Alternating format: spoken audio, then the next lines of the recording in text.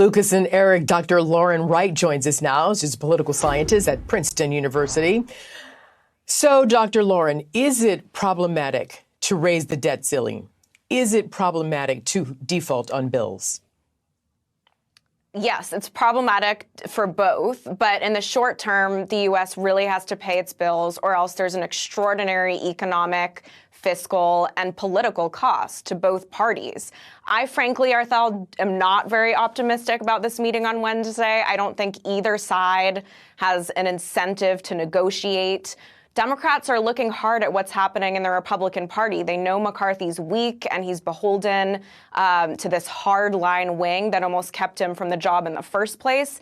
And they know that Republicans can't agree among themselves on what to cut. And so if those things continue to happen, unless something big changes, Democrats will probably just dig in. But wouldn't that give the Democrats reason to come up with some solutions, toss it over to the other side of the aisle and say, here's our list of solutions. What do you have to kick back to us? And the Democrats would then make the Republicans look bad. That's a great question, but not as long as the slim majority of people are still blaming Republicans for these types of debt ceiling fiascos. And we've seen it lots of times in recent years, 2013, 2015, 2019, when Trump was demanding border wall funding, and there was the longest shutdown in history. Republicans tend to be blamed in those situations because they're usually the ones driving the hard bargain and demanding spending cuts, for instance. The exception would be 2011, when about 39% of people blamed Republicans and 36% blamed Democrats. So there's room for both parties to self-immolate here, but it's been Republicans in the past. Yeah, and I understand what you're saying, how the debt skyrocketed under former President Donald Trump. I know that because of COVID and whatever else, but it did happen. But let me, meanwhile, ask you to listen, everybody else to listen to House Speaker.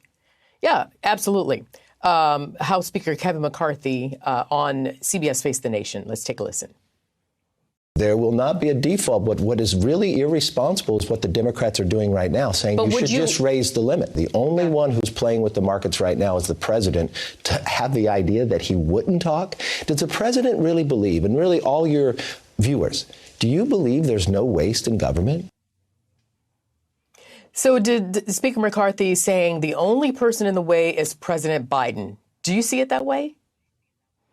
I don't. I think McCarthy has enemies in his own party, and that's the real problem here. In a typical Congress, the Speaker of the House, their incentives are completely aligned with their party. They want whatever's best for the party, whatever will keep them in power, whatever will win them back the White House. That's not the same choice McCarthy has, because this group of 20 hardliners will prevent him from passing a clean debt ceiling bill or maybe compromising with Biden, and his job is on the line. They will take that vote to the floor, and they only need one person to do it now. And so we're not in normal times. Boy, ain't that the truth? The speaker also said that he wants to find he wants to find a reasonable way to lift the debt ceiling, but take control of the runaway spending. Are you clear on Speaker McCarthy's formula to make that happen?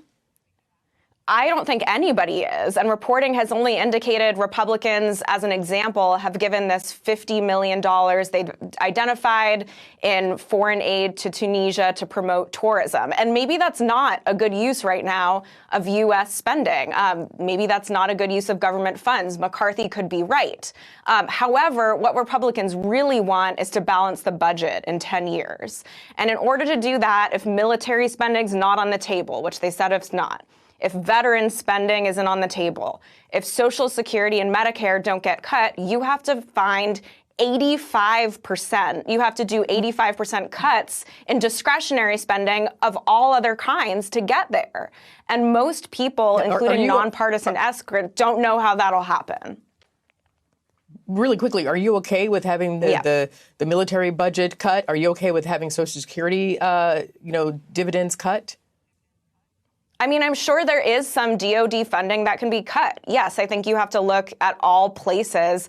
But to get to the number you need for a balanced budget in 10 years, that's a very, very tough call. And I think who suffers here is the American public, because when you default on the debt, not only does the market go haywire, recession could happen. The dollar gets weakened. It's a downward spiral indeed. Interest rates. Yes, it's horrible for everybody. And so in the short term, you need to pay your bills. Okay. I have to go, but I don't think they're going to mess with Social Security. I don't think anybody should do that, because you got a lot of those same voters who put those folks in the White House or in Congress. They're going to say, are you kind of out of your mind? I've put into this all my life, and I'm expecting to get these savings at the end of the day when when I retire. Okay, Dr. Lauren, I love talking to you, but they're telling me I have to go. So, Dr. Lauren Wright, I will see you again soon, I hope.